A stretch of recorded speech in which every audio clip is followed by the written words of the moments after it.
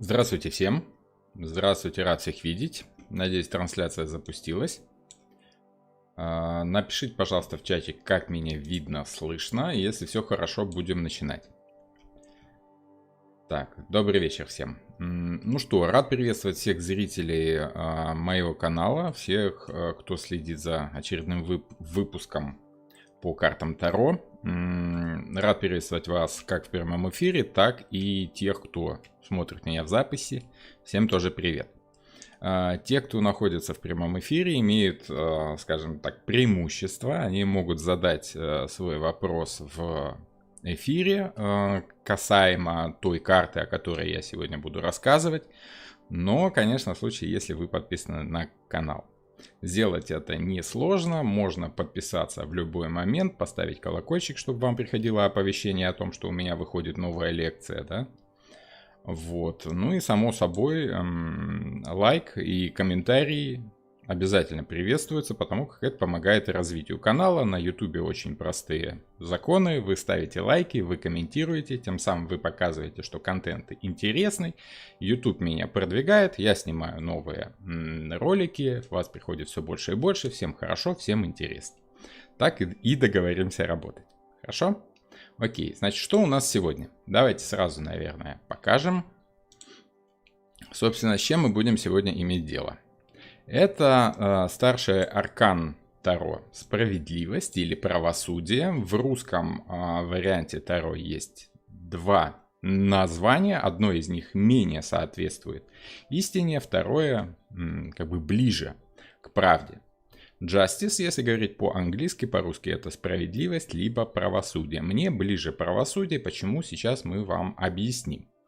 Каких аспектов этой карты мы коснемся? Во-первых, мы с вами посмотрим, внимательно прочитаем и попытаемся понять, обратить внимание на то, что хотел нам сказать автор. Да, то есть, собственно, что сам Уэйт хотел показать этой картой. Мы посмотрим некоторые аспекты, которые относятся к карте с точки зрения астрологии, да. Тут у меня не очень удачно получилось, сейчас исправим. Вот.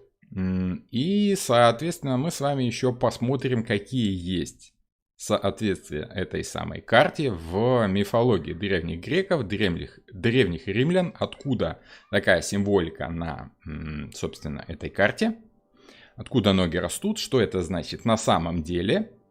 Вот. Ну и пробежимся по некоторым образом в современном искусстве, в современном кинематографе. Как я напомню, кинематограф — это важнейшее из искусств, да, для нас. Вот.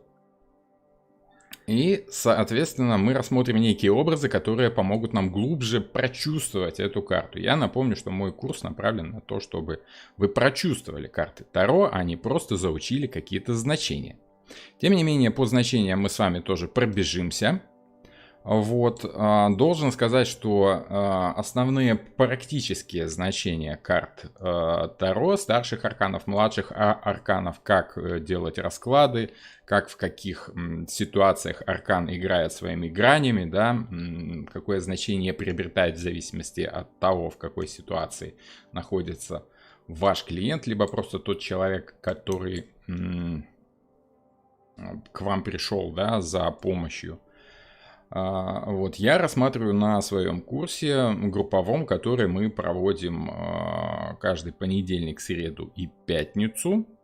Вот, у нас уже сколько, 3 лекции, по-моему, вышло. В принципе, в этом формате я чувствую себя комфортно, хорошо. У нас идут 2 группы, утренняя и вечерняя. Группы маленькие, по 5 человек. И в этом формате я себя чувствую отлично. Успеваем пообщаться с каждым учеником и рассмотреть его варианты карт. Да? Каждый человек вытаскивает карту дня, обязательно это минимум такой домашний, да, и мы просматриваем, что там и как чувствует сам человек по поводу этой карты. То есть такая, скажем так, рабочая практика карт Таро.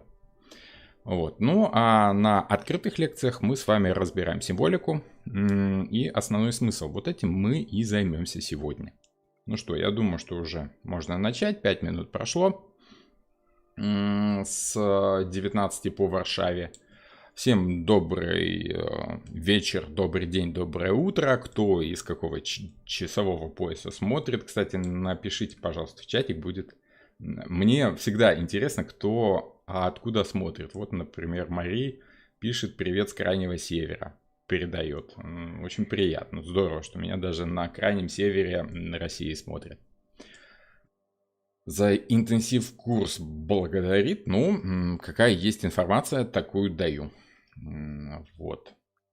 Собственно, я напомню, что я живу в Польше, город Вроцлав, отличный такой, раньше был немецким город, сейчас стал польским, но тем не менее поляки постарались сохранить немецкую архитектуру, немецкую красоту города, поэтому тут такой очень-очень приятный городок. Молдавия, Минск, Урал, Одесса, здорово. Ростов-на-Дону, отлично. Отлично. Молдова. Класс. Милан. Ну, скажем так, Милан, наверное, ближе, чем Одесса. Хотя, не знаю, надо померить по карте. Да? Ощущается Милан, по крайней мере, ближе, чем Ростов-на-Дону почему-то. Хорошо. Ну, можно сказать, что карты Таро я читаю в, как сказать, в европейской традиции, да, скажем так, поэтому мне вот какие-то европейские ощущения в картах Таро, европейская символика, да, европейская мифология мне ближе. Напомню, что я по первому образованию филолог, да, изучал литературу, европейскую в том числе, ну и, соответственно, мифологию. Античную, скандинавскую, это вот все мне было очень интересно, из-за этого я и увлекся картами Таро, и уже много лет их изучаю, собственно. И результаты этого вы имеете удовольствие наблюдать сейчас. Хорошо, ну что, давайте начнем, да? Напомню, что лайки и комментарии можно ставить не только в прямом эфире, но и в записи. Пересматривать в записи можно будет. Я обязательно оставлю запись этой лекции, поэтому конспект во время эфира вести не обязательно. Более того, я противник на своих занятиях конспектов, просто потому что это мешает в какой-то момент человеку прочувствовать карту Таро. Конспект, конечно, позволяет запомнить что-то, да, лучше понять, пока вы пишете, лучше запомнить, пока вы пишете, да, но если можно пересматривать лекцию, то зачем уделять часть своего драгоценного внимания, своего сознания на механическую запись своих мыслей, если можно попытаться прочувствовать то, что говорит лектор. Поэтому я сторонник того, чтобы на лекциях слушали, а не записывали. Запись всегда можно будет посмотреть, запись прямого эфира. Хорошо, justice или справедливость. Все мои ученики знают, что я сторонник англоязычной версии колоды. Ну, не знаю, либо франкоязычной, как кому нравится, как кто ближе чувствует себя к какому языку. Я лучше знаю английский. Ну, как лучше?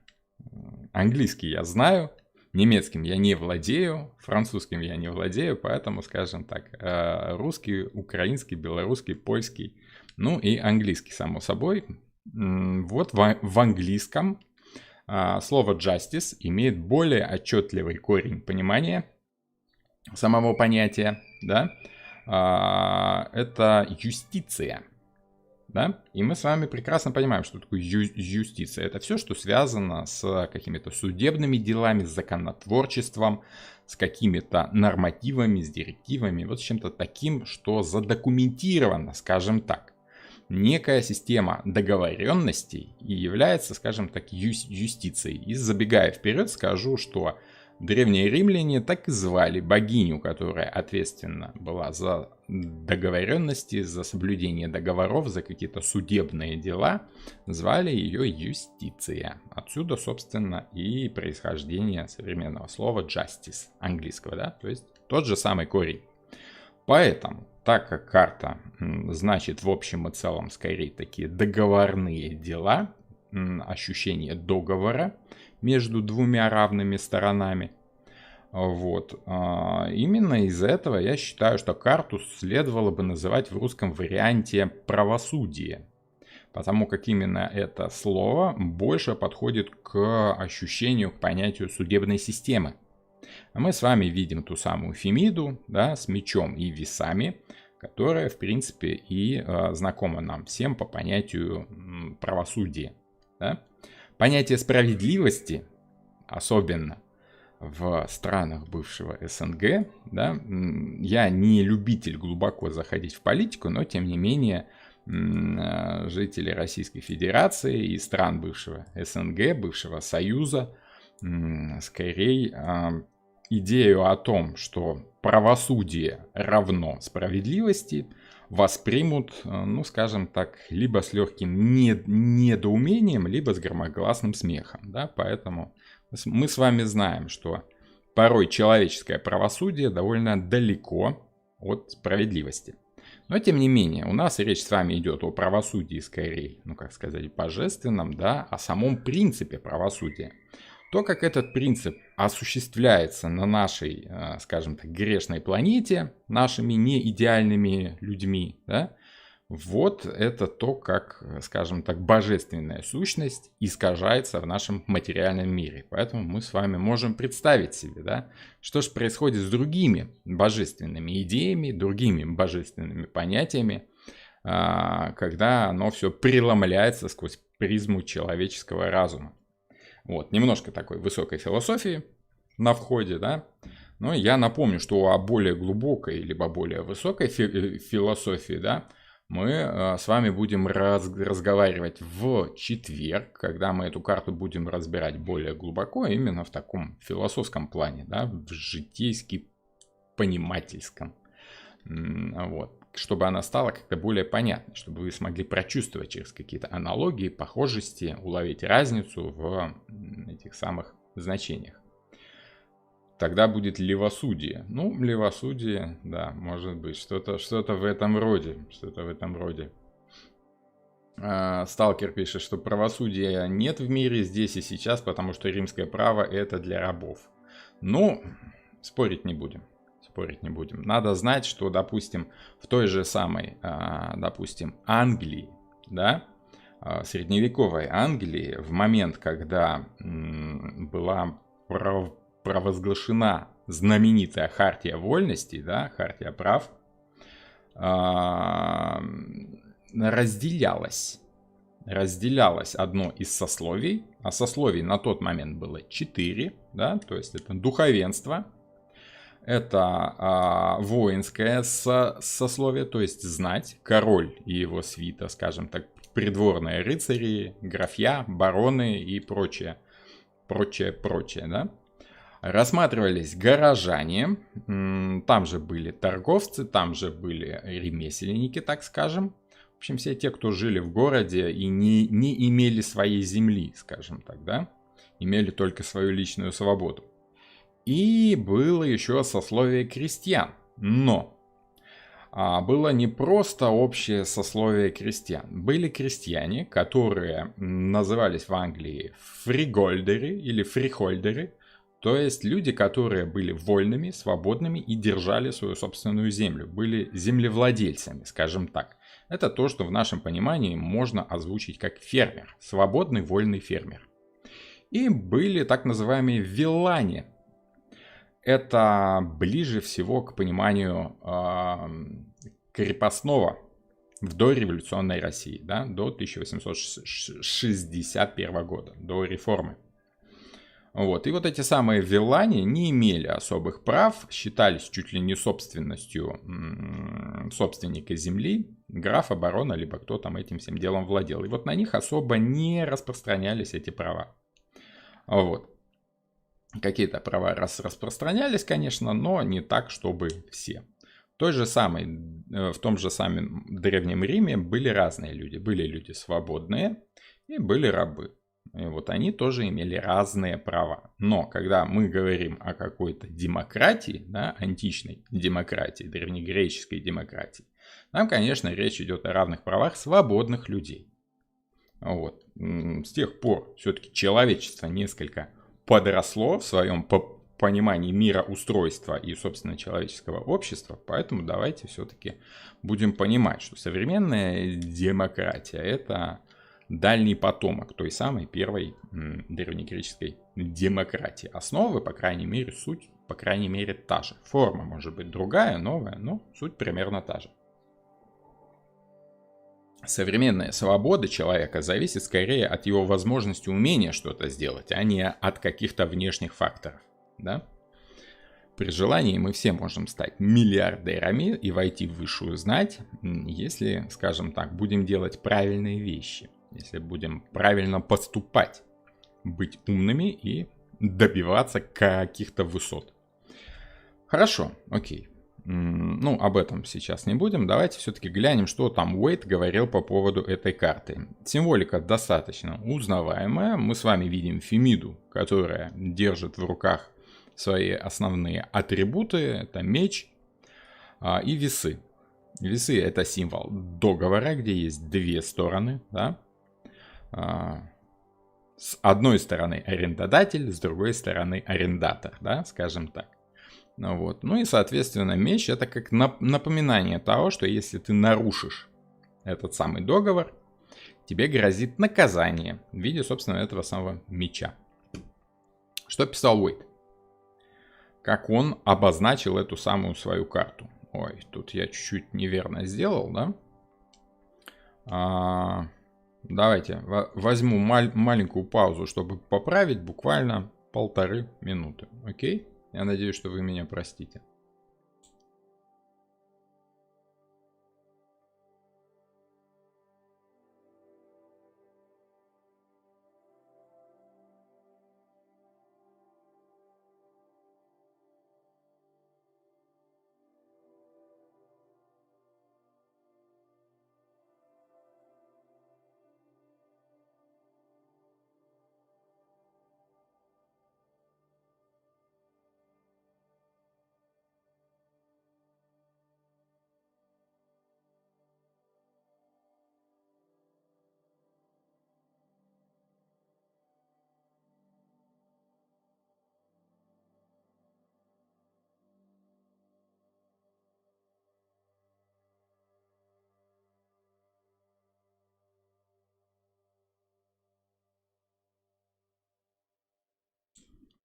Окей, я вернулся, все есть, прошу прощения. Как-то маленькие технические неполадки. Продолжим. С чего мы решили начать? Мы решили посмотреть, что же там Уэйд понаписал про эту самую свою карту. А написал он достаточно интересно. То есть еще по одному значению, еще по одному описанию карты мы с вами видим, что Уэйд вообще-то рассчитывал, что мы и так должны знать, и так должны понимать, что это за символы, что это за символика такая. Поэтому можно сказать, что карты-то он рисовал, колоду составлял для тех людей, которые уже хорошо знают, как работать с этой символикой. Зачитаем. Поскольку эта карта строго следует традиционной символике и прежде всего заключает в себе все очевидные значения, о ней мало что остается сказать, кроме нескольких соображений, изложенных в первой части, к которым и может обратиться читатель. Тем не менее, нетрудно заметить, что и эта фигура, подобно верховной жрице, восседает между двух колонн. В самом деле, две колонны мы видим, да, вот они присутствуют. И с учетом этого желательно указать, что нравственное начало, вот это важный момент, нравственное начало, каждому воздающее по его заслугам, будучи, само собой, строгим аналогом высшего суда, отличается по своей сути от духовного правосудия, входящего в понятие свободы выбора. То есть мы с вами видим, что Уэйд уже как бы намекал, что это чуть-чуть не то, что высшая жрица, что это чуть-чуть не то, что высшее правосудие божественное, да, отличается чуть-чуть. Да? Последнее относится к мистическому порядку провидения, в силу чего отдельным индивидам открывается постижение идеи самопосвящения высочайшим духовным ценностям. Образ действия этого правосудия подобен дуновению духа, направленному туда, куда ему угодно. И у нас нет ни канонов для критики, ни почвы для объяснения. Итак, оно подобно обладанию поэтическими дарами воображения, возвышенности и изящества. Тут я прервусь и напомню вам, что по той системе, по которой я преподаю, старший аркан Justice, либо справедливость, правосудие, относится к 7-му дому с 2 планетами.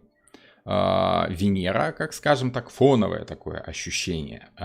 Истинные астрологи, уж простите меня за такую вольность трактовок, я прекрасно знаю, что такое первая обитель, вторая обитель и прочее, прочее, да.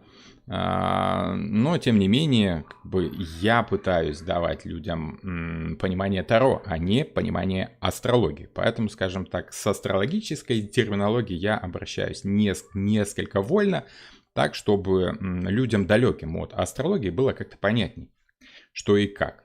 Пытаюсь находить какие-то более, ну, не то чтобы емкие слова, менее фокусирующие внимание на этом аспекте. То есть у нас есть Венера и Хирон. Венера и Хирон в своем взаимодействии, которое они производят в седьмом доме и в знаке весов, дают ощущение, скажем так, понимания всего, видения всего и понимания того, где какое место должно занимать то, что мы рассматриваем. То есть, грубо говоря, это дает подсознательное ощущение гармонии, то есть нахождения нужного предмета на нужном месте, например, в композиции художественной, в картине, да? Если у нас просто все изображенные предметы сместятся в один угол, и дальше там будет свободное пространство, это будет выглядеть не гармонично, некрасиво. Не будет ощущения того, что там есть некая гармония такая, да, и изображение. Поэтому все весы, люди весов, они подсознательно как бы, ну, конечно, если там у них много планет не потопталось там где-то в других домах и не перечеркнуло всю вот эту способность, но по умолчанию люди весов, они тонко чувствуют гармонию, красоту изобразительного искусства, артистизма и красоты вообще, в общем и в целом. Они ощущают близость к божественному идеалу, скажем так. Вот. Может быть, несколько высокопарно, но звучит это даже у Уэйта, скажем, обладание поэтическими дарами воображения, возвышенности и изящества. Это как раз то, что дает Венера в сочетании с Хироном в весах. То есть весы, они такие тонкие ценители баланса, гармонии, сбалансированности в изображении неких предметов, чтобы не было все скучно в одну сторону, да, чтобы весы вот эти не перевешивали на одну сторону. Весы должны уравниваться, да. Вот. Вот уже первое ощущение этой карты. То есть мы потихонечку с вами уже начинаем чувствовать эту самую карту. Понимаете, о чем я, да? Дальше у Уэйта. Либо они есть, либо их нет, и их наличие столь же непостижимая тайна, сколь и отсутствие. Ну, масон в своем стиле, да? Однако закон правосудия не связан ни с одной из этих альтернатив. И в заключении, колонны правосудия открывают путь в один мир, а колонны верховной жрицы в другой. Так вот, колонны верховной жрицы — это, конечно, путь во внутренний мир, в мир подсознания. Об этом мы с вами рассуждали в карте Таро «Высшая жрица». Да? Есть выпуск по высшей жрице на канале. Посмотрите, пожалуйста, если вам интересно. Вот. С другой стороны, колонны, которые открывают путь к правосудию, это другой мир. Это мир человеческих договоренностей, скажем так. И сейчас я вам это поясню. Харина, здравствуйте, рад вас видеть. Юлия, всем здравствуйте еще раз. Добрый вечер всем. И вот сейчас у нас с вами наступает интересный момент. Да? Два мира. Как я люблю говорить, два мира. Два кефира. Вот он один мир. Вот он второй мир. У нас с вами, мы наконец-то дошли с вами до половины зодиака, до половины старших арканов, да, всего цикла. Вот у нас 10-й старший аркан и следующий у нас 11-й старший аркан. Я вам напомню, что у нас 22 старших аркана. Их можно разделить на два таких больших куска, на две больших половины, да, может быть не совсем равно, хотя вроде как равно, да, визуально-то оно выглядит вроде верно.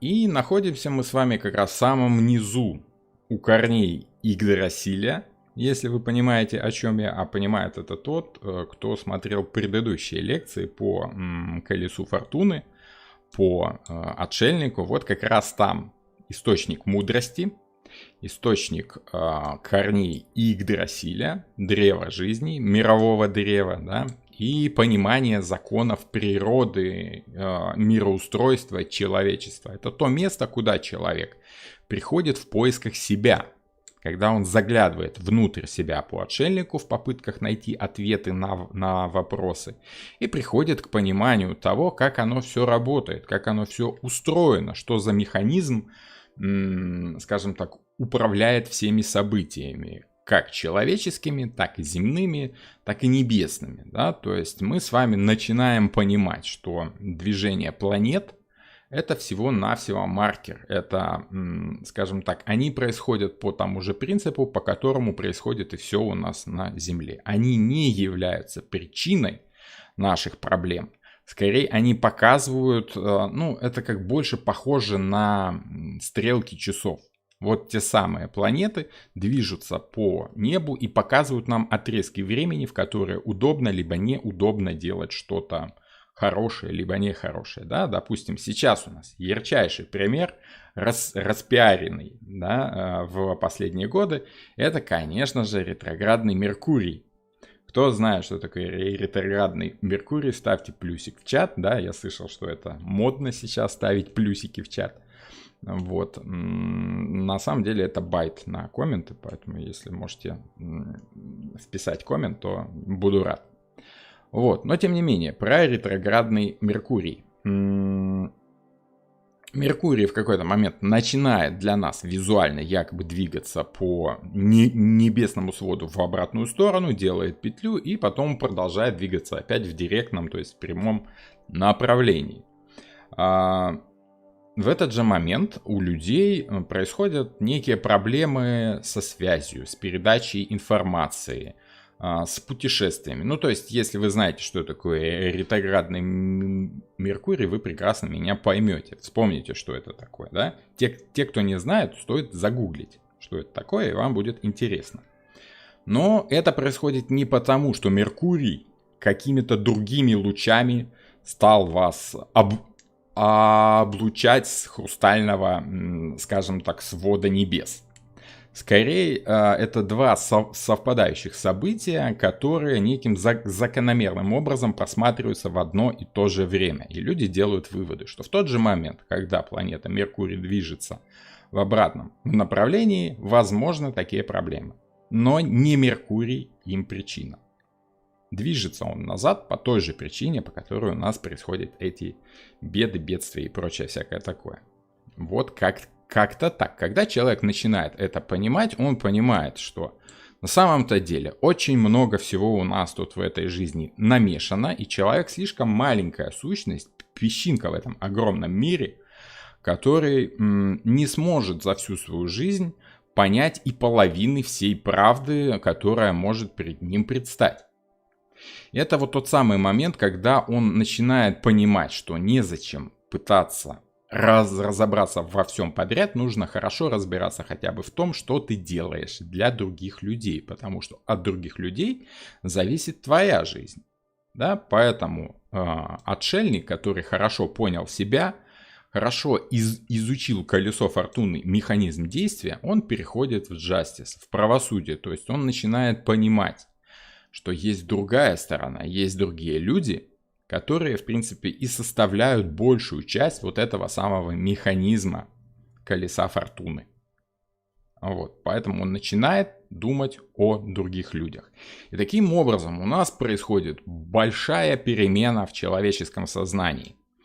Половину жизни человек вдыхал как бы всю вот эту жизнь в себя, да, вторую половину жизни он начинает отдавать все то, что он в себя вобрал, накопил, понял, теперь он начинает отдавать людям, начинает делать, производить, заботиться о других людях. Больше всего мне нравится аналогия по типу полжизни вдох, полжизни выдох. Вот вам и есть жизненный цикл, скажем так. И вот эта середина жизни, это понимание того, что дальше ты уже уходишь из этого мира, ты прошел полпути, и дальше ты не движешься к чему-то интересному, а ты движешься к завершению своей жизни, и нужно успеть сделать что-то для людей, а не просто забрать от них то, что тебе нужно. Вот это очень глобальный переход человека в сознании. Это как раз то, о чем пишут очень многие, писали очень многие великие люди этого мира. Вспомнить на вскидку тот же самый Данте в «Божественной комедии», в великолепнейшем произведении пишет в самом начале великие, но очень простые и понятные слова. «Земную жизнь пройдя до половины, я очутился в сумрачном лесу, утратив правый путь во тьме долины». Да, то есть человек опускается в себя на самое дно, в этот темный, сумрачный лес, где живут вот те самые демоны твоей внутренней сущности, твои страхи, твои комплексы, вот это все. И это все нужно раскопать и начать двигаться вперед. Собственно, то, что с ним происходит в «Отшельнике», ведет к пониманию колеса фортуны, к пониманию мира, устройства и, соответственно, логично проистекает из этого и правосудие. То есть ты понимаешь, что твоя жизнь — это не только твоя жизнь, это жизнь всех тех людей, с которыми ты взаимодействуешь. И человек начинает обращать внимание на вот это самое взаимодействие, которое ярче всего и характеризуется знаком весы, либо седьмым домом, да? Вот. И старшим арканом justice, то есть правосудие. То есть договоренности. Давайте посмотрим, какие у нас есть соответствия астрологические по седьмому дому. Просто вам зачитаю, и вы сами все поймете, сами все увидите. Отношения тет-а-тет. Взаимодействие с партнером лицом к лицу. Брак. То есть условия брака, образ партнера, число браков, разводы и тому подобное. Все, что связано с партнерством по жизни. Да?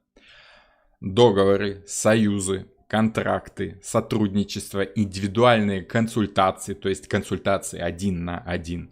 Способность к компромиссу, к возможности договариваться. Ты мне, я тебе. Вот это самая торговля, да? Оппоненты и враги, то есть противоположная сторона, люди, которые с тобой борются, с которыми ты борешься, с которыми ты неким образом взаимодействуешь. Ксения, здравствуйте, добрый вечер. Сегодня очередная шедевральная лекция. Вы мне льстите, вы меня разбалуете. Прекратите писать такие приятные вещи. Очень приятные вещи. Хорошо, давайте посмотрим, что же у нас по символике. Ну, раз у нас justice и юстиция, соответственно, грешно не заглянуть в древнегреческую и древнеримскую мифологию. А там все интересненько, как всегда. Там скучно не бывает. Что меня заинтересовало? Если мы берем юстицию, да, то очень часто ее рисовали с весами и со страусом. По страусу я не помню, но это что-то символика зарывания в землю, типа в другой мир, да. Вот. И еще есть версия, что юстиция, она рисовалась часто со страусом, изображалась со страусом от того, что страус — это птица, которая, как известно было древним римлянам, да, она, ну, там самцы выращивают этих самых птенцов. Самцы следят за яйцом и ухаживают за потомством. Поэтому это как бы другая сторона, да, это идеальный партнер, это идеальный муж, идеальный супруг, который за тебя, за женщину присматривает за родителями. То есть как бы ставший на другую сторону, это идеальный отец, который понимает нужды матери и замещает ее временами вот на поприще присмотра за детьми. Надо сказать, что вот я живу в Польше, да, и в Польше на детских площадках 50 на 50 отцов и матерей. То же самое в больничке, если, не дай бог, вы попадаете в больницу с ребенком, полякам абсолютно нет разницы, кто будет находиться в больнице с ребенком. Вот там 2-3 суток, если нужно переночевать и прочее, прочее, будет это мать, либо будет это отец. Даже если ребенок совсем маленький.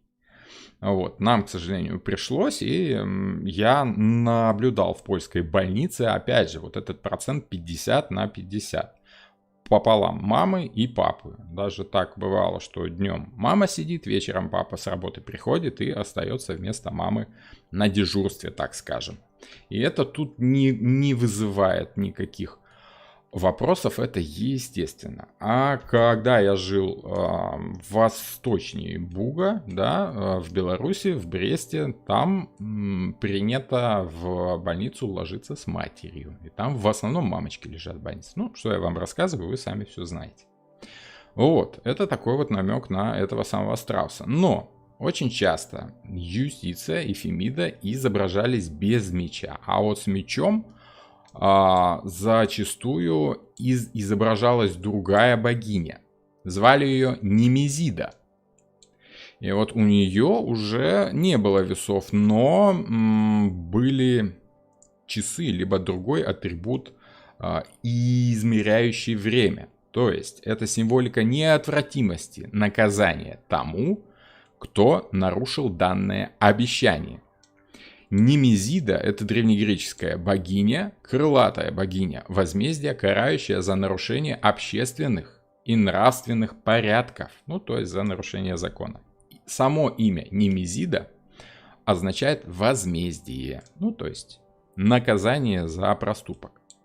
Если мы берем символику самой карты, да, мы с вами видим интересную деталь, в частности. На голове у этой самой Фемиды странный головной убор в виде зубцов башни. В виде башни, да, в виде, скажем так, укрепления некоего. Вот. Если мы поищем в мифологии, в атрибутах, мы узнаем, что на самом-то деле у нас с такой башней один в один очень часто рисовалась богиня Кибела, богиня земледелия и даров природы. Именно она подарила колесницу возничему, да, именно там эти два льва. То есть, ну скажем так, на карте у нас изображен некий симбиоз Кибелы и Немезиды и Фемиды, да? Надо сказать, что в Древней Греции, как и в Древнем Риме и вообще в античности, в разной местности богини порой отличались, хотя имели одно и то же имя, имели одни и те же эти самые, как их, атрибуты, да, отличались аспектами. Ну и опять же, сейчас мы имеем с вами все слившееся воедино, мы видим, что Кибела в какой-то момент и за это, и за то, Фемида там, сям, и за разные аспекты одного и того же понятия, да. Вот, в частности, она же отвечала и за отмер зерна, да, за хранение зерна и за торговлю этим самым зерном. То есть все, что связано с зерном, очень часто возлагалось именно к Кибеле. В какой-то момент в неких областях Древней Греции она выполняла функции как Немезиды, так и Фемиды, да? Но тем не менее, ну, скажем так, часто эти богини сливались в одно, и атрибуты у них совпадали. Тем не менее, к зерну эта фигура имеет отношение непосредственное. Далее, что у нас по Немезиде, да, по карающей богине? Она отвечала вот за то самое взаимодействие торговца и покупателя. Основные ее атрибуты, как у Фемиды, весы, вот тот же самый лев с колесом, все оно рядышком, да, видите, вся атрибутика, она вся рядышком. И какая-то странная палка с насечками. Это мера, то есть мерка, линейка, грубо говоря, аршин, да, которым мерили ткань, вот примерно та же самая тема. То есть это богиня торговли еще, заключение выгодной сделки, договоров и ощущение того, что нужно чуть-чуть скинуть цену. То есть, грубо говоря, торговцам нужен был некий шаблон, некий идеал, некий, как это называется, когда эталон, вот, эталон, да, мера веса, либо мера длины. Поэтому Немезида еще очень часто, кроме того, что и изображалась, опять же, с колесом, как вечно странствующая богиня, богиня торговцев, кочевых, да, переезжающих с места на место в поисках товара, да, изображалась очень часто с рукой, согнутой в локте. Что значило, собственно, вот этот самый локоть, как естественную меру длины товара. Вот. Атрибутов, как мы с вами видим, много, но один из самых главных впоследствии уже стал вот этот самый меч, которым она наказывала нарушающих обещания. В частности, договор. То есть вершила справедливый с точки зрения договора суд. Несправедливый с точки зрения богов суд, а справедливый с точки зрения буквы закона. Как договорились, так и нужно делать. Даже если вы договорились несправедливо, ты обязан соблюсти свою договоренность, даже если она против тебя. Тут не важно. Речь не идет о высшей справедливости, о некоем высшем суде. Речь идет о договоренности, а люди договариваются на разные темы. Условия, знаете, как в договорах всегда нужно читать мелкий шрифт, что там внизу. Там может быть как-то дьявол в деталях. Заковыка может быть именно вот в том, что вы подписываете, не глядя, на что вы даете обещание. Вот. Назвался груздем, полезая в кузов. Собственно, очень часто Немезида изображалась предметами надзора, весы, уздечка, наказание, меч или плеть и быстроты. То есть неотвратимость и быстрое наказание. Тут и сейчас, сразу же. Да? Крылья, колесница, запряженная грифонами. Намек на ту самую Кибелу, да? Матерь богов, богиню, ответственную за плодородие, за зерно, то есть некий аналог Венеры, но именно в таком растительном плане. Да? Ну и также согнутой в локте рукой. Это мера длины в древние века, синоним неизбежной кары. И весы, предмет Немезиды, часто считались прообразом зодиакального созвездия Весы. Да? Поэтому мы с вами и располагаем, собственно, эту карту именно в этом месте зодиака, в седьмом знаке, в седьмом доме, в весах, к которому имеет прямое и непосредственное отношение, как я уже сказал, как Венера, та самая Кибела в одном из своих вариантов, так и Хирон. А Хирон, это мы с вами помним, император, да? Тот, кто создает законы, правила. Человек, который знает два мира, изучил два варианта действий и знает, какой из них правильный. Поэтому он как бы опытный, и он, исходя из своего опыта, может создать некий закон, закономерность. Да? Закономерность исходит из опыта. Поэтому Хирон у нас имеет отчетливое ощущение закона.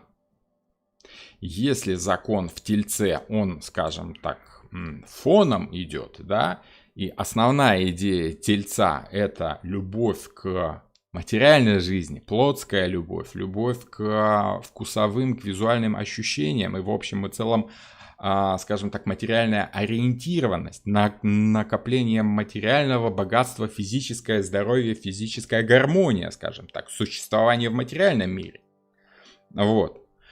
То те же самые планеты, но в седьмом доме мы уже с вами видим разумное существование в закономерном мире.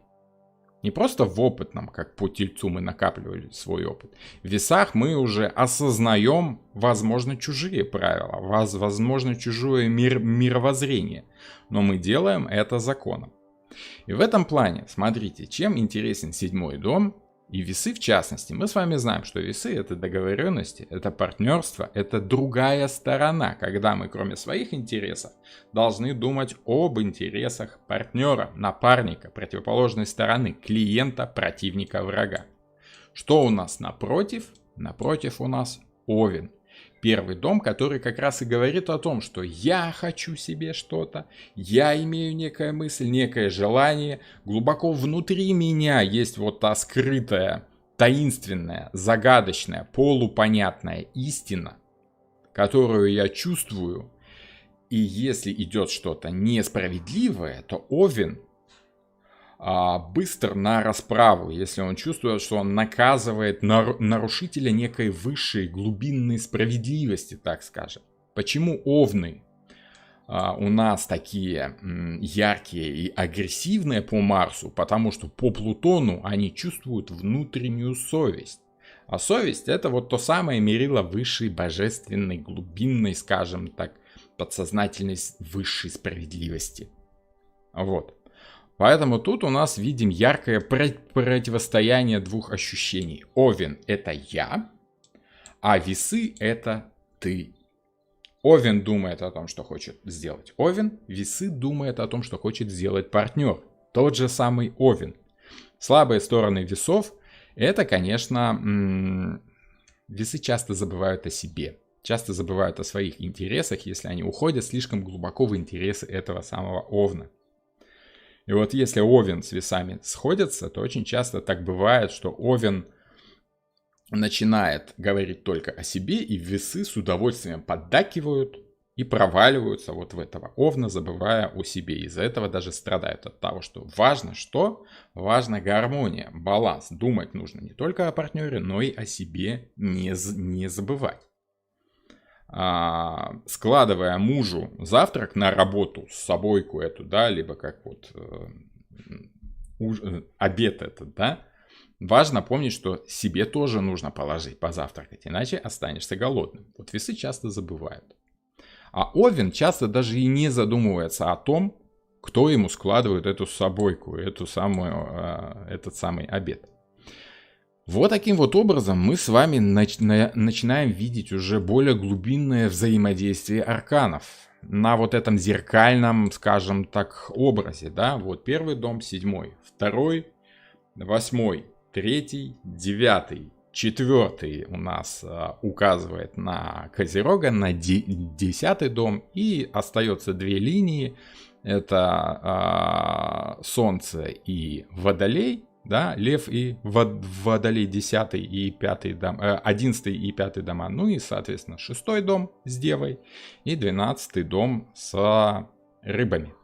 Надо сказать, что в ходе своего опыта рабочего я заметил определенные закономерности, которые складываются в очень тесное взаимодействие этих двух ощущений. И если человек, допустим, родился в весах, он, несомненно, чувствует свои слабые стороны, которые можно охарактеризовать, как ни странно, марсовой силой. Да? А вот у Овна очень часто слабые стороны — это как раз взаимодействие с партнером. Потому как Овны — одни из самых известных эгоистов. Ну, если идти по плохому сценарию. То есть мы с вами видим, что очень часто и Овен, и весы — это одна и та же монета, просто рассматриваемые с разных сторон. Поэтому люди, рожденные Солнцем в первом доме, тень имеют в противоположном, в 7 доме. Люди, рожденные в 3 доме, тень имеют в 9 доме. То есть вот там у них есть некое слабое место, темное пятно, слепое пятно, которое они в себе не видят и очень часто совершают ошибки именно в этом темном пятне. Поэтому, рассматривая старшие арканы в одном доме, мы должны помнить, что есть взаимодействие и по противоположному дому. И это взаимодействие мы с вами видим в вот этих самых двух мирах. Высшая жрица прячет вход в глубинный мир, да? А Фемида у нас закрывает ход в мир правосудия. Защищает вход в мир правосудия. Человеческих законов, договоренностей. И это очень тесная взаимосвязь. Мы с вами чувствуем, какой из договоров справедливый, а какой несправедливый, где-то глубоко внутри, где-то своей совестью. Я думаю, что вы поняли, о чем речь идет. Я надеюсь, что я выражаюсь понятно. Вот. Кому понятно, напишите, пожалуйста, в чатик, не слишком ли глубоко я беру, потому что, мало ли, может, это слишком как бы сложно, слишком накручено. Потому как, кроме всего такого прочего, я же говорю еще и о том, что тут те же самые планеты, что были у нас во втором доме, в Тельце. И люди, хорошо знакомые с астрологией, конечно, прекрасно знают, что 7-й дом и 2-й дома очень тесно связаны.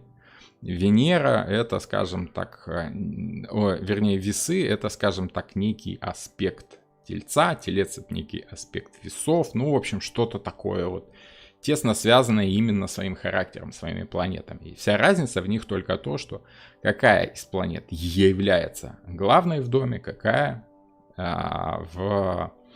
второстепенной. Добрый вечер. Как связаны справедливость и понятие карма и кармические уроки? Об этом мы будем говорить на следующей лекции в четверг. Вот там прям эта лекция и будет. Так и будет посвящена этому. Очень понятно и интересно. Ну хорошо, тогда продолжим. Я надеюсь, что все-таки я не очень все усложняю. Что-то там было еще про страусов. Возможно, еще страус связанный с египетской мифологией, ведь именно перо страуса клали на весы, когда взвешивали душу, если не ошибаюсь.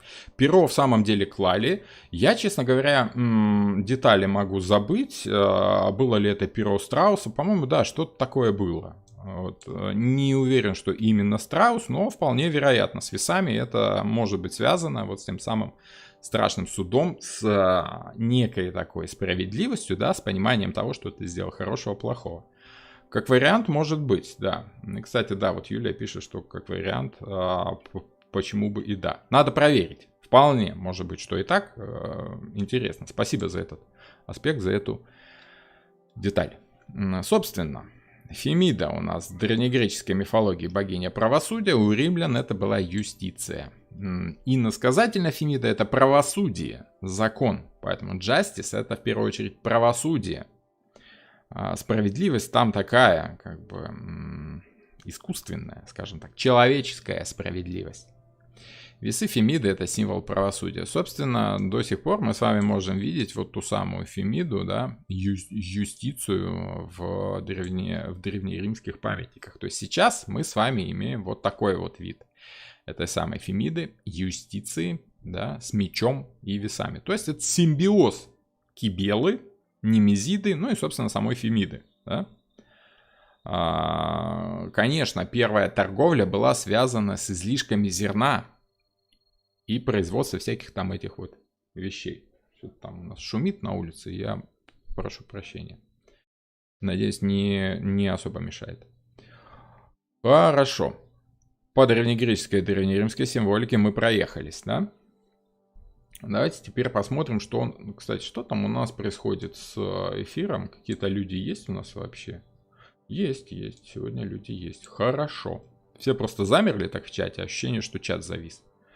Добренько. Теперь давайте немножко поговорим о значениях. Хотя еще раз напомню, что основные значения мы рассматриваем так довольно приблизительно, но тем не менее затронуть их надо. Да?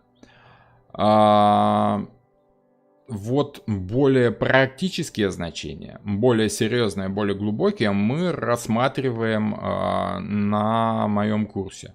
Да? На групповом обучении, на групповом курсе. Там мы каждую карту берем отдельно, делаем расклады вот, на разные темы. Ну, в основном это, конечно, личное и что-то такое рабочее, да. И смотрим, как одна и та же карта в разных раскладах по-разному играет. Ну вот, например, если речь идет о социуме и о каких-то желаниях внутренних человека, то есть об огненной некой стихии, то это партнерство, как мы уже с вами поняли. Конкуренция, то есть борьба с каким-то противоположной стороной. Да? Обязательство, то, что мы пообещали, некое данное обещание, это, конечно, договор. Пусть в устной форме, пусть в каком-то таком вот как бы виде несколько условном. висит иногда. Висит, Юлия, наверное, это у вас висит этот самый YouTube, потому как у меня по показателям вроде связь отличная, интернет у меня всегда выделен.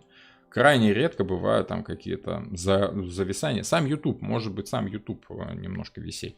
Вот, это не ко мне. К тому же сейчас у нас там какие-то проблемы в этих самых интернетах, связанные с тем, что и Twitch висит, и Reddit висит, в общем, какие-то там новостные сайты висят, что-то там у них ломается сегодня в интернетах.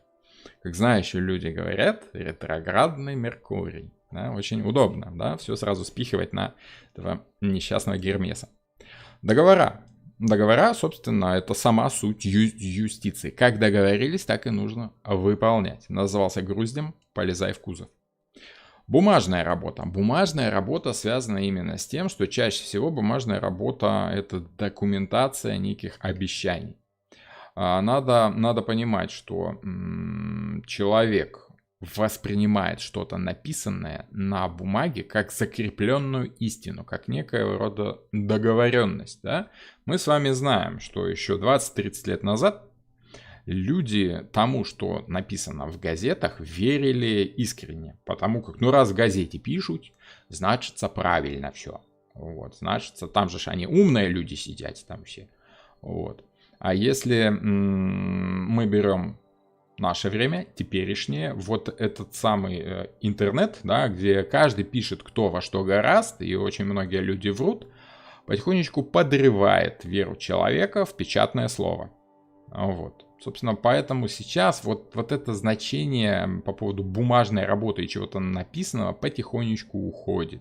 Но тем не менее, власти уже это поняли, и потихоньку, мало-помалу они налаживают аспект этого взаимодействия неизбежного. Наказания того, что написано на бумаге, в нашем случае в интернете, написал плохое слово про правителя, да, будь добр присесть, как там сказано, на трешечку, да, либо что-то такое, собственно. Отсюда же идет бюрократизм. Но бюрократизм — это скорее негативный аспект этой карты, когда люди слишком закручивают вот то, что они должны делать быстро, да, они начинают вот расписывать каждое слово договора, нюансы и прочее, прочее, прочее.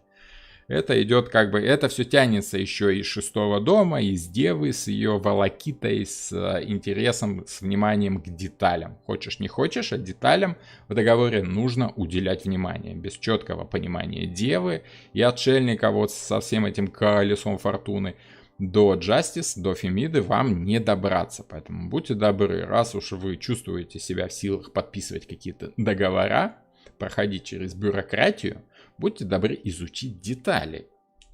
Вот, иначе вас Фемида Немезида накажет непременно. Чужая точка зрения.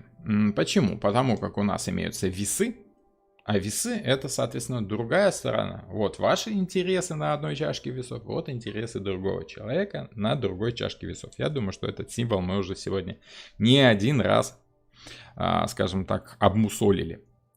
Финансы и имущество. То есть, если речь идет о какой-то земной стихии, да, об аспекте материально-физическом, это те же самые обязательства и договора, которые касаются вашей собственности, либо денег, да, то есть зарабатывая что-то материальное, отдавая что-то в чужие руки материальное, да, одалживая людям деньги, заключайте договора и фиксируйте вот эти самые обязательства, кто что вам там должен. Иначе в суде потом фиг докажете, что к чему. То есть, соответственно, это официальные бумаги практически в том виде, в котором они лежат у вас в руках. То есть, ты должен держать бумажку, знаете, как этот самый профессор Преображенский. Железная бумажка, броня. То есть, если есть бумажка, то все, ты имеешь право.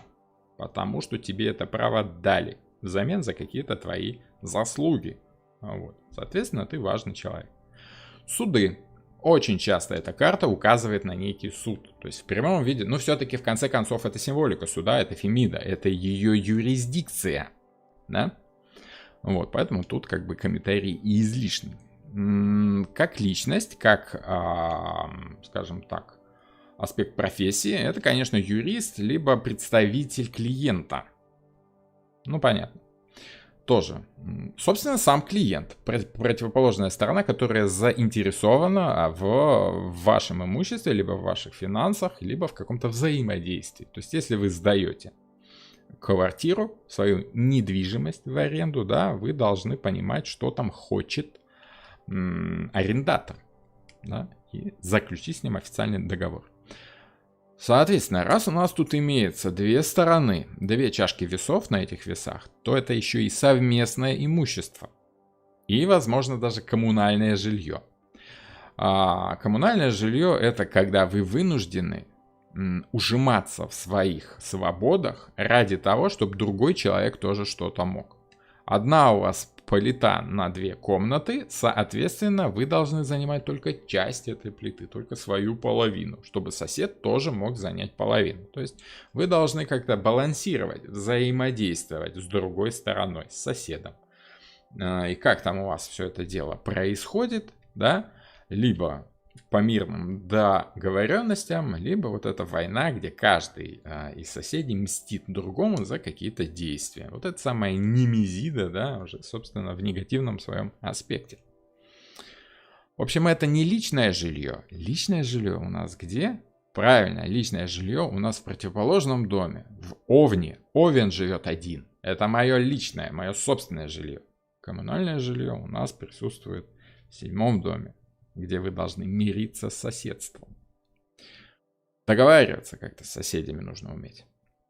По поводу воздушной стихии, по действию, по саморазвитию, это партнерство. Ну, понятно, почему, уже обговаривали. Помощь. То есть вы видите нужды другого человека, и вы просто помогаете этому человеку.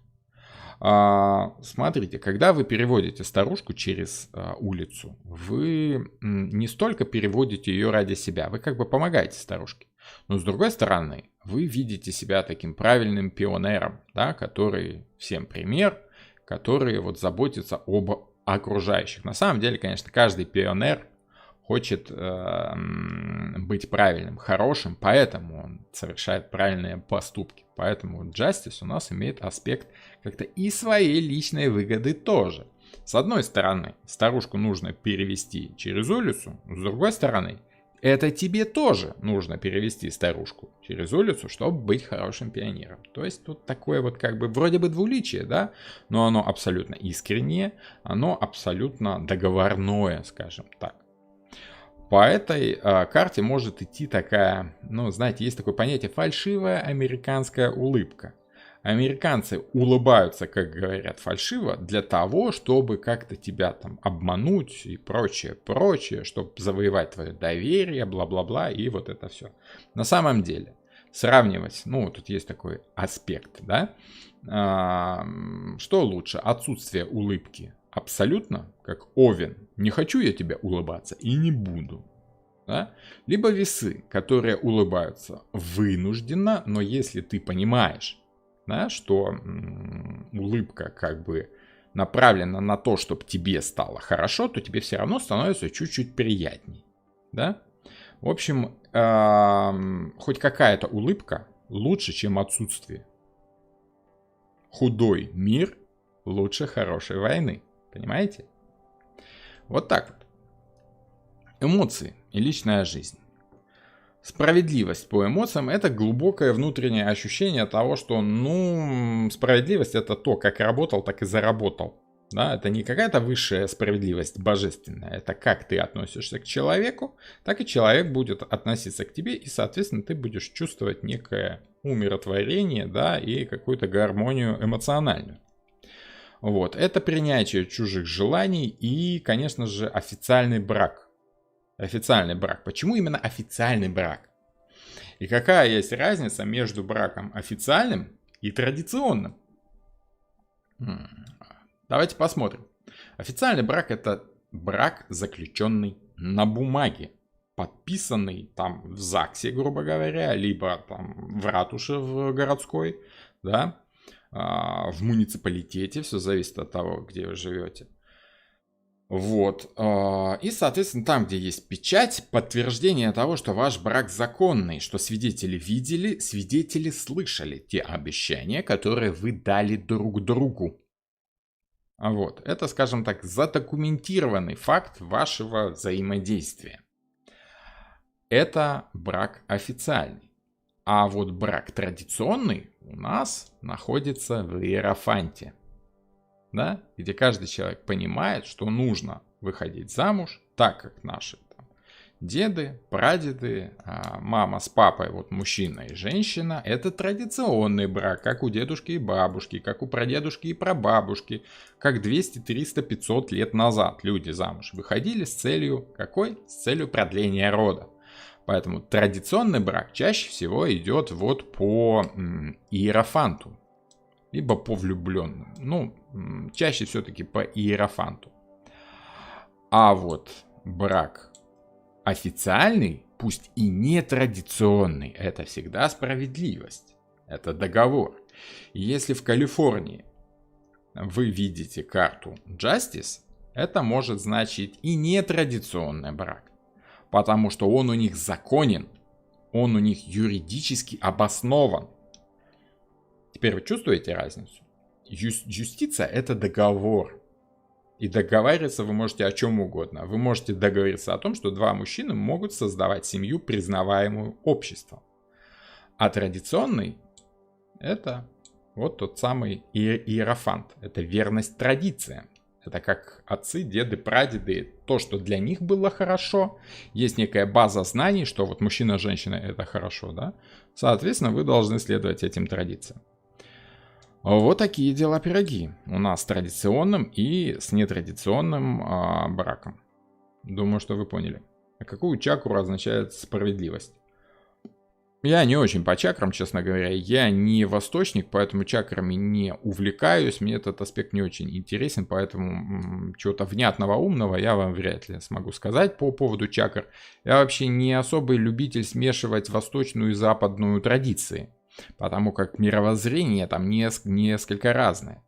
Поэтому и системы, которые относятся к разному мировоззрению, их очень сложно совмещать друг с другом. Да? Всегда возникает отчетливое ощущение натягивания совы на глобус. Потому что чакры — это чакры, а таро — это таро. Чакр 7, да, таро 22. Ну, по крайней мере, старших арканов. Их нужно как-то делить. Вот. С астрологией проще, там как-то логичнее, да, там это все как-то ближе, просто потому что развивалась и росла эта псевдонаука, что одна, что вторая. Вообще там сложно и таро, и астрологию называть наукой, вот.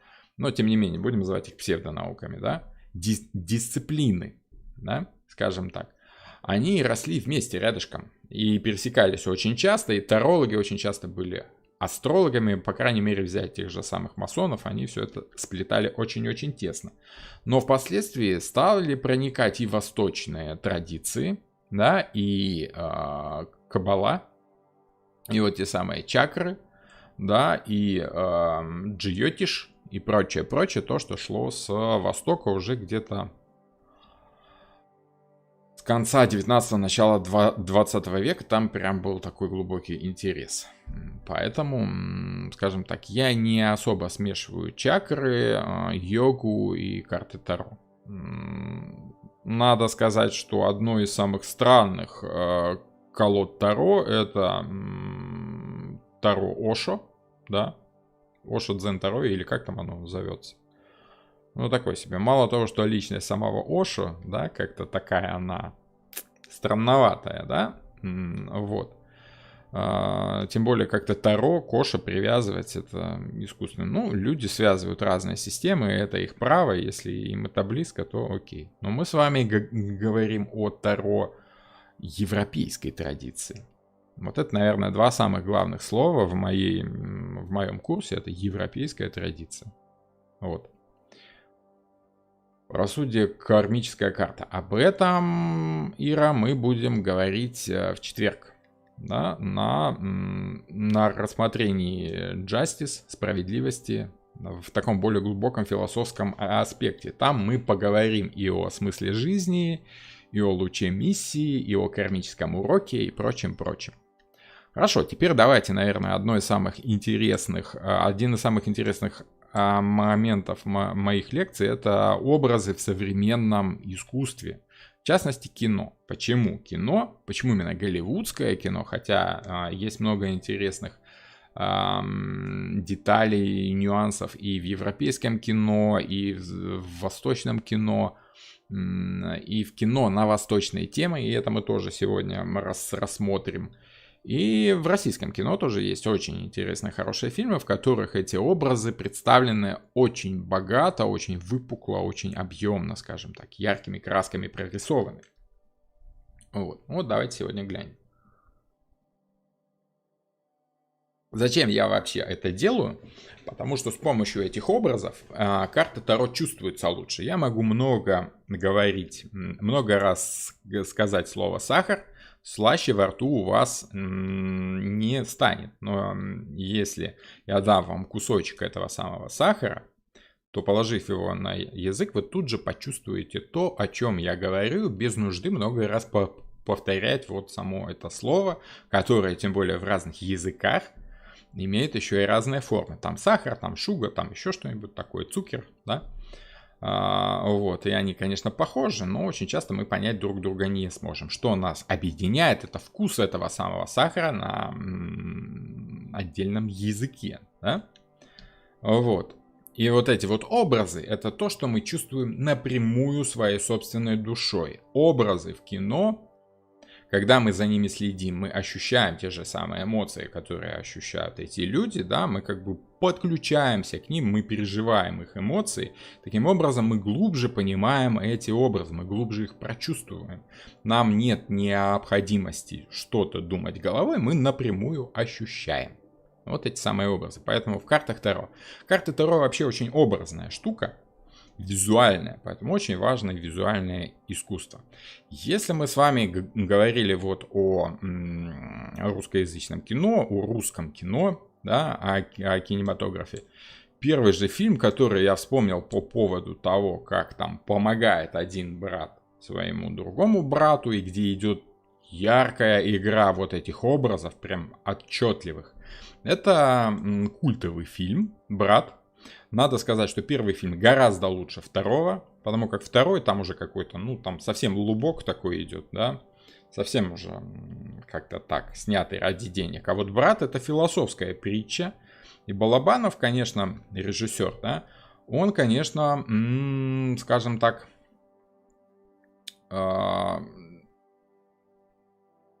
очень многие умные люди считают, что Балабанов не то хотел сказать. То есть он-то сказал то, что он хотел сказать, но поняли его не так. Он не имел цели сделать своего главного героя, скажем так, настолько популярным и таким культовым. Он вообще был в шоке от того, что его поняли именно так. Тут он как бы сам себя перехитрил, слишком глубоким сделал этот образ, слишком привлекательным. По сути, это, конечно, образ отрицательный, то, как человек вершит суд, исходя из каких-то своих внутренних ощущений, вершит тот суд, на который он не имеет права. Он имеет право защищать своего брата, да, но вот убивать людей вот так легко, походя, да, это как раз свидетельство того, как человек в погоне за какой-то своей внутренней истиной забывает о каких-то истинах высших, божественных, да, о неприкосновенности жизни другого человека. Берет на себя функцию, скажем так, вершителя судеб, и судьи, и палача в одном лице. И, конечно, это очень трагический фильм, хотя он и выглядит таким как бы справедливым. Тут большой вопрос именно к русскому характеру, что если все-таки люди восприняли этого человека как положительный образ, то, это тогда трагедия современного общества. Хорошо, давайте более подробно. Вообще, есть интересная такая деталь, например, имя Данила, оно же Даниэль, да, в европейском варианте, либо в ветхозаветном, да, в переводе с древнееврейского языка, оно имеет значение «Бог мне судья», либо «Божий суд». Да? И тут мы уже с вами видим такую как бы иронию, что вот этот самый Данила вершил как бы суд не божий, а земной, человеческий, да, но решая, что он имеет право на это. Сюда можно было бы, конечно, впилить еще и образ Родиона Раскольникова с этим самым топором, который решал, тварь ли я, либо право имею, да? Тварь ли я дрожащая, либо право имею. Вот, собственно, право на то, чтобы вершить человеческий суд, божественный суд человеческими руками. Тоже очень глубокая философия, но в Достоевского уже лезть не будем. По поводу брата, смотрите. Данила, во-первых, жил жизнью других людей. В деревне до приезда в город он жил как? Что мать там нужно было матери, он то делал, да? Он не хотел ничего, он был умным парнем, как говорил вот тот самый участковый, да? Чё ж ты дурью там маешься? А тут как бы, да ничего, вот. А вот брат уехал давно в город и занимался там своими делами, забыв о матери и забыв о брате. То есть, по сути, герой Сухорукова, да, вот тот самый наемный киллер, который создал массу проблем, вот это Овен, типичный Овен, который думает только о себе, ну, такой типичный негативный Овен, да, думает только о себе и особо не заботится вопросами морали. Наемный киллер, наемный убийца, да. Вот. И он легко предает своего брата, подставив его и использовав его там в своих нуждах, да. То есть вот тот самый черный Овен, который весы, а Данила это несомненно весы. Это, ну, раз мы братья, значит я должен делать все для тебя, как для себя. Твои проблемы это мои проблемы. И для него не важно, что там этот самый его брат, он как бы злодей. Это его любимый брат. Что уж тут поделать. Вот. И все нужды брата становятся его нуждами. Более того, в ходе фильма он еще и цеплял там какие-то проблемы чужих людей на себя. Там какая-то девушка, да, с которой он переспал, он ее спасал от мужа пьяницы, да, и вот там был очень хороший момент, где он понял, что он зря это сделал, от того, что это не то, что нужно было делать. Ей это и не надо было, она его за это потом не благодарила.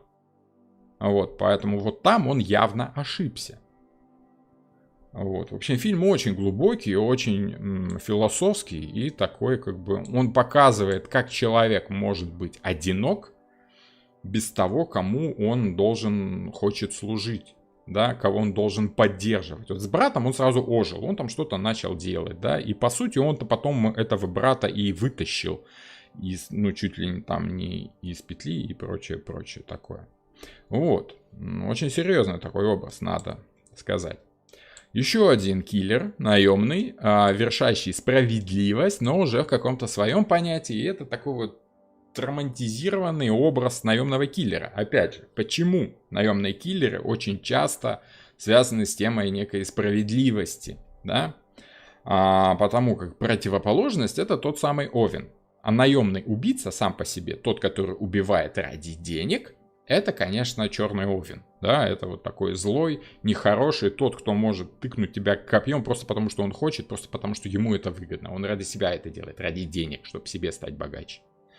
А вот Джон Уик, который ушел с профессии наемного убийцы и теперь живет спокойной жизнью, и там убивают там кого там, жена, по-моему, у него погибла, и потом собачку убили, да, вот он вершил справедливый суд. Он взял опять свое оружие и пошел наказывать своих обидчиков, потому что обидчики поступили не по понятиям. Вот не по их вот этим вот киллеровским понятиям. Нарушили свои внутренние законы договоренности, понимаете? Вот. И причем, как бы, в этом же самом фильме был интересный аспект того, что даже у них, у наемных убийц, есть некий закон, некий порядок, какое-то место, где вот они все равны, да, и какие-то правила, которые они должны соблюдать. Есть некий законодательный такой совет, который решает, что правильно, что неправильно. Вот. Тоже хорошее кино. Высшей философии там как бы особо такой нет. Но законы, по которым развивается сюжет, как бы глубоко интуитивно понятны людям, которым интересна вот эта самая справедливость. И вот личность одного воина в поле, вот этого самого Овна, который вершит справедливость по весам, да, за нарушение договора, вот это, собственно, на этом и замешан сюжет фильма. Мы с вами видим, да, что вот эти интересные сюжеты очень часто замешаны как раз на взаимодействие двух сторон. Да, вот, собственно, один дом и второй дом. Овен и весы. И взаимодействие двух этих аспектов одного и того же понятия, потому что Овен и весы это по сути одно и то же. Овен это желание одного человека, а весы это как ты видишь эти желания этого одного человека, да? Вот. Просто с другой стороны та же самая идея. Давайте дальше пойдем. Что у нас еще там есть за интересные образы? Ну, скажем так, давайте оставим в покое наемных убийц, да? И возьмем какой-то такой более жизненный фильм.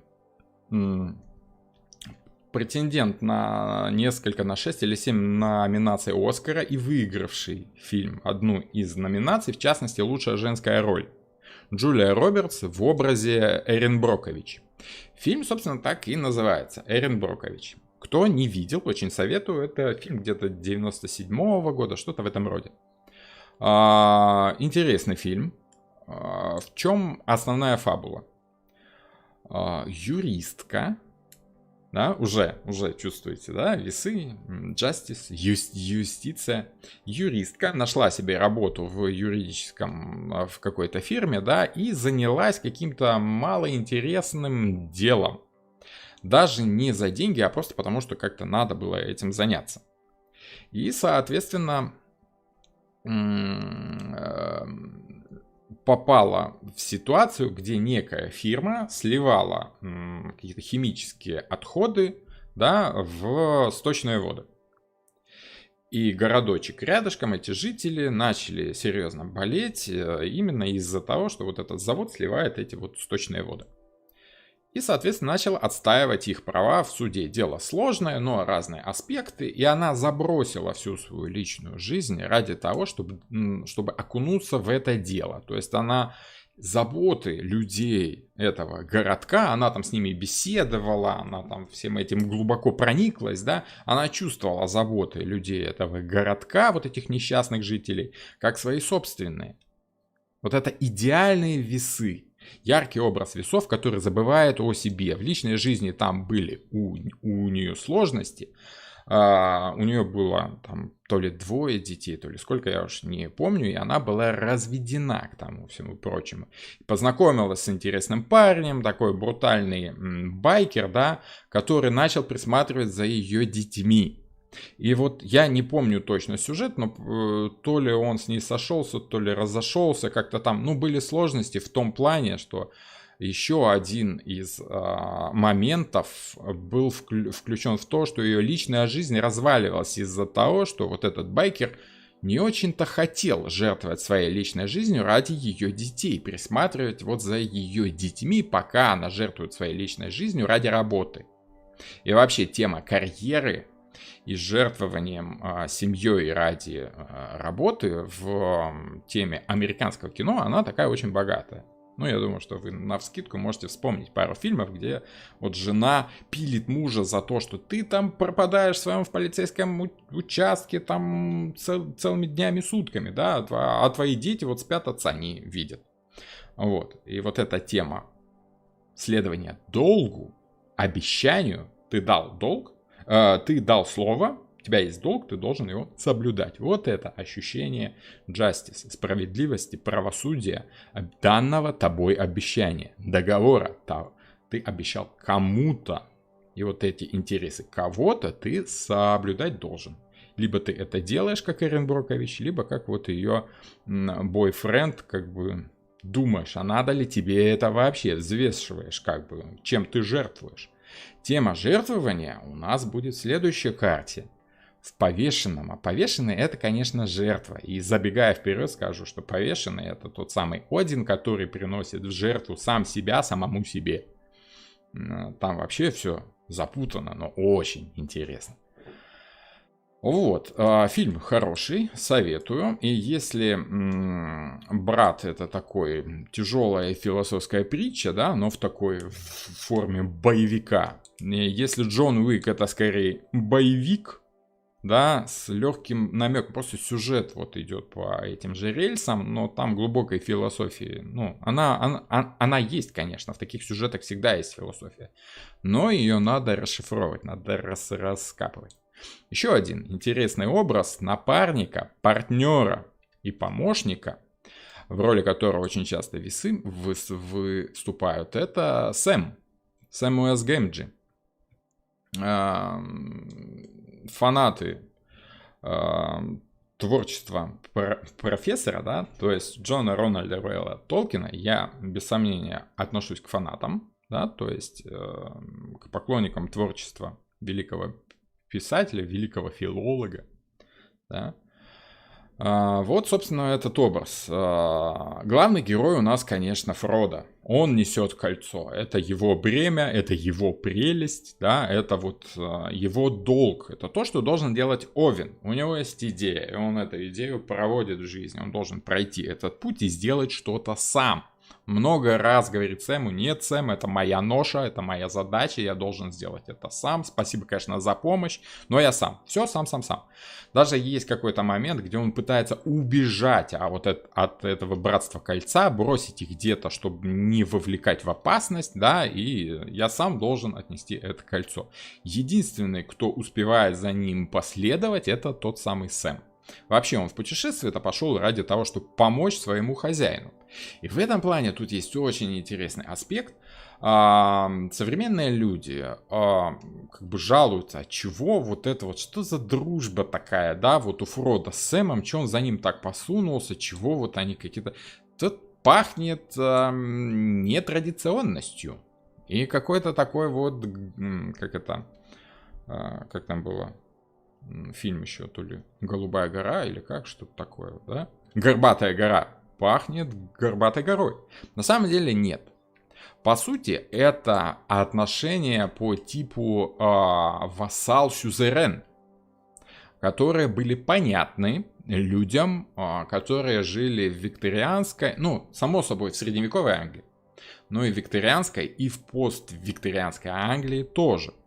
А Джон Рональд Руэлл Толкин, он, я не помню, честно говоря, к стыду своему дату рождения, но он участвовал в зрелом возрасте в Первой мировой войне, поэтому его можно смело отнести к людям, которые в полной мере хлебнули поствикторианской Англии. И тема вассала и сюзерена, либо слуги и хозяина, была ему глубоко интуитивно понятна. Вот. И он сам писал об образе Сэма, что на самом деле мой Сэм Гэмджи списан с английского солдата, с тех рядовых денщиков, которых я знал во время войны 2014 года, и которым я сам уступал столь во многом. Очень советую кино, по-моему, прошлый либо позапрошлый год, которое называется «Толкин». Это биографическое кино про Джона Рональда Руэлла Толкина, о том, как он рос, о их дружбе в той самой знаменитой четверке, да, вот его ровесников, о том, как он писал эту книгу. Истоки книги лежат в этом фильме. Очень-очень круто. Очень здорово, очень советую, и вы поймете, что такое дружба вот в староанглийском стиле. Вы поймете, что такое, когда один человек жертвует своими интересами, своими нуждами ради интересов и нужд другого человека, который является в чем-то его выше. Сейчас эта тема очень непопулярная. Сейчас популярна тема равенства. И у нас фильм, конечно, снимался под эгидой вот дружба. Такая дружба была у всех этих членов братства, да, братства кольца, все они были равны. На самом деле Сэм пошел за Фродо именно потому, что считал его круче, в чем-то тоньше, проникновении, и понимал, что вот человек, ну то есть хоббит, да, который настолько высок и философичен, он не может заботиться о себе на материальном плане, поэтому я должен позаботиться о том, чтобы кто-нибудь там нес за ним сковородку, приготовил ему ужин, принес там теплое одеяло и прочее, прочее. От того, что вот этот Фродо, который выполняет высокофилософскую задачу, какую-то такую вот высшую идею несет, ему некогда заботиться о мирском, об обыденном. Вот эта тема служителя высшему идеалу, скажем так. Вот это очень... Вообще, надо сказать, что «Властелин колец» — это очень глубоко философичное произведение. Это жемчужина английской литературы и философии, но уже современной, так скажем. Поэтому всем очень советую прочитать. Кино, конечно, кино. Это очень яркая иллюстрация. Но если вы прочитаете книгу, это очень круто. Это, наверное, одно из лучших произведений, что я читал. Это одна из моих подростковых литературных идеалов, скажем так, да, «Властелин колец». Что означает перевернутая справедливость? Да то же самое, что и обычная. Справедливость — это справедливость. Как договорились, так и нужно выполнить. Но либо это вам на руку, либо нет. Если вы заняли у человека 10 тысяч долларов с обещанием через год отдать, год прошел, вы должны отдать, у вас есть эти 10 тысяч долларов и даже больше, вы отдаете, справедливость у вас прямая. Если год прошел, у вас этих 10 тысяч долларов нет, а отдать вы должны, для вас справедливость перевернутая. Но она все равно присутствует. Удобно это для вас, либо нет. Это и значит, прямая она для вас, либо перевернутая. Вот и все. Справедливость, она в любом случае справедливость. Но либо против вас, либо за вас работает. Как-то так. Я понятно объясняю? Хорошо. Что у нас еще? Помните, я вам обещал чуть-чуть восточной тематики. Я не восточный человек, а мне вот эти все ваши джиотиши и как их там, чакры не очень заходят. Я, конечно, знаком с этим всем, но интерес особого не испытываю. Уж извините, такой я вот закоренелый человек с европейским сознанием, так скажем. Ну, европейская культура меня привлекает в гораздо большей мере, чем восточная, при всем понимании того, что восточная культура очень крута, богата, глубока и более древняя, чем европейская, но, тем не менее, ну, кому шашлык, кому арбуз. Вот. 47 Ронинов. Отличный фильм, который говорит не только о долге, да, об обещании, которое ты дал, но и о самопожертвовании, о пожертвовании собой ради каких-то высших идеалов, либо ради того самого обещания. Да? То есть тут как бы мы с вами видим симбиоз двух карт. Справедливость, либо правосудие, justice, да, и, соответственно, следующая карта у нас повешенный. Ну уж картинку показывать не буду, и вы помните, как он выглядит. Сегодня уже было. Вот.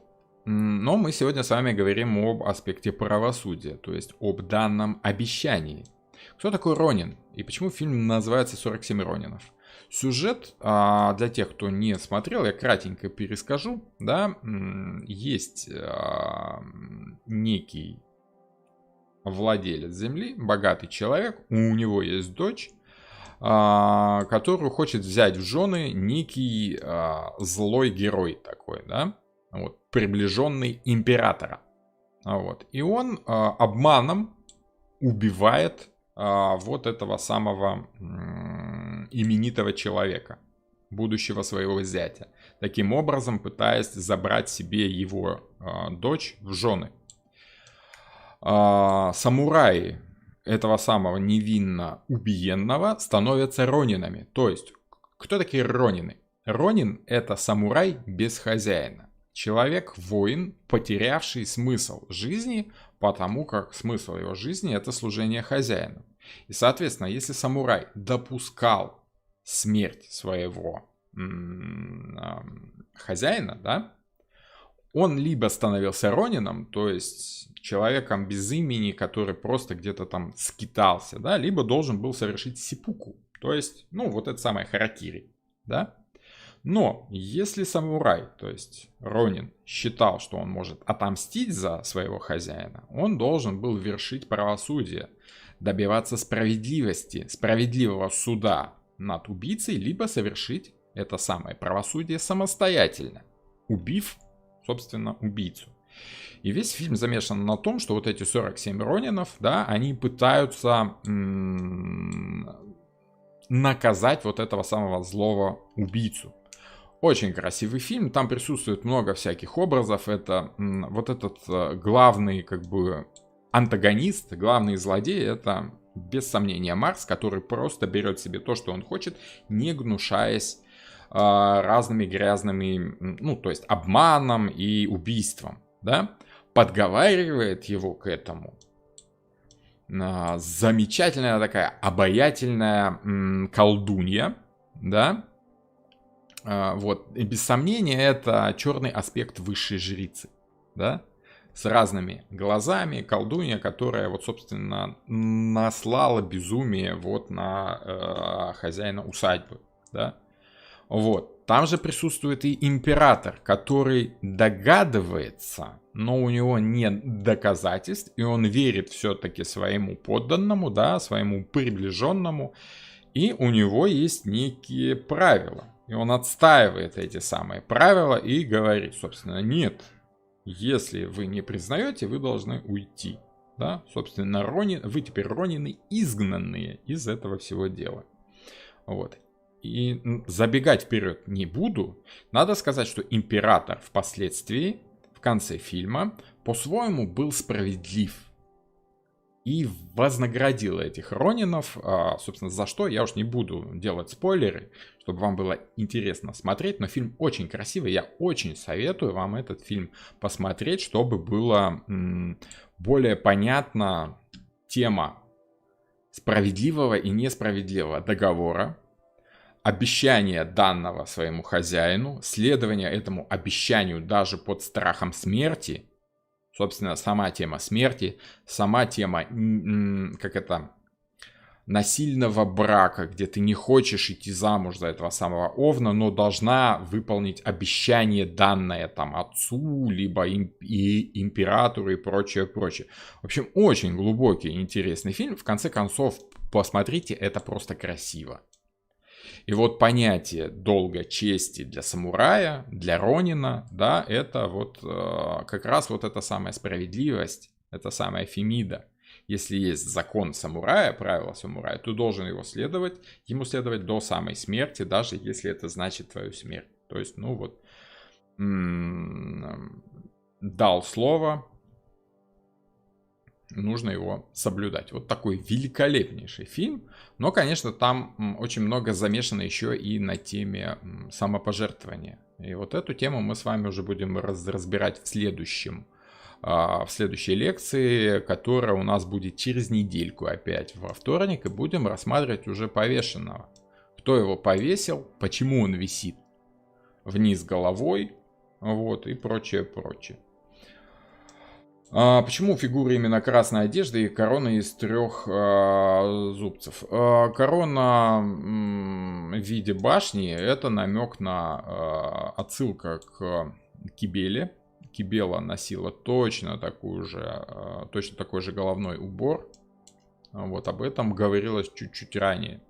То есть мы с вами видим в этом образе симбиоз Кибелы, симбиоз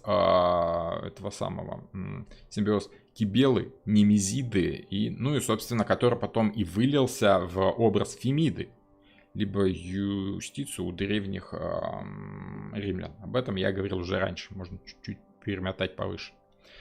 Вот. Почему босые ноги? Босые ноги? Не вижу босых ног, не знаю. Это может быть у вас на карте босые ноги, это может быть в вашей карте есть какой-то аспект. В вашей колоде там какой-то свой хитрый аспект. У этой босых ног нет. Вот. Почему красное? Я не помню, честно говоря. Вот заморачиваться деталями до такой степени надо будет раскопать. Я не помню, от чего именно красная одежда.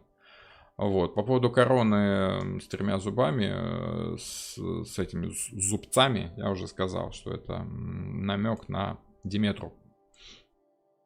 Вот такие дела, пироги. Как-то так. Как-то так.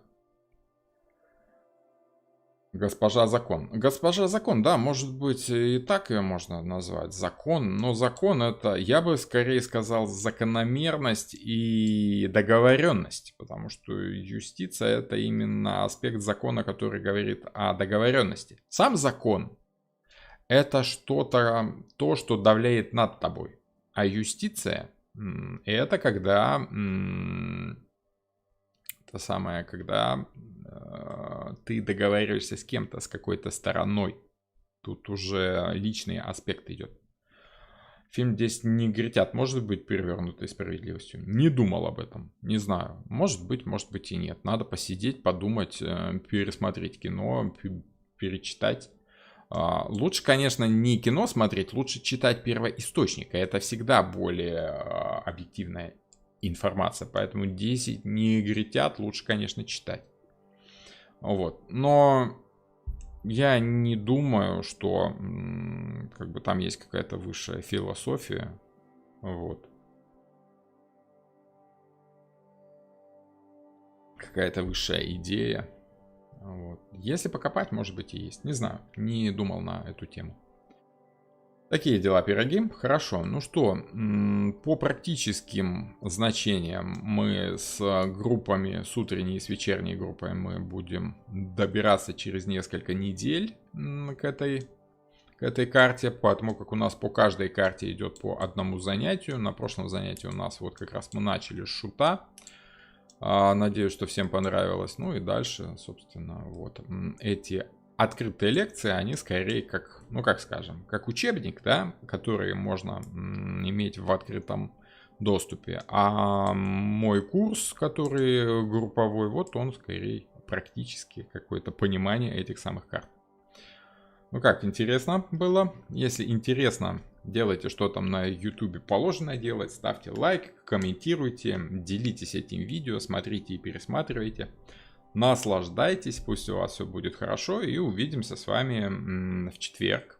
Напомню, что с пятницы я перенес вот эти вот философские лекции на четверг, потому как в пятницу у меня теперь по вечерам вечерняя группа, да, обучения, поэтому вот четверг у меня свободный вечер, я перенес ютубчик на четверг. Здравия вам, и вам тоже здоровья, всего хорошего, пусть у вас все будет хорошо, и вторник, в среду, в четверг, в пятницу и на постоянной основе пусть все будет хорошо. Всем привет!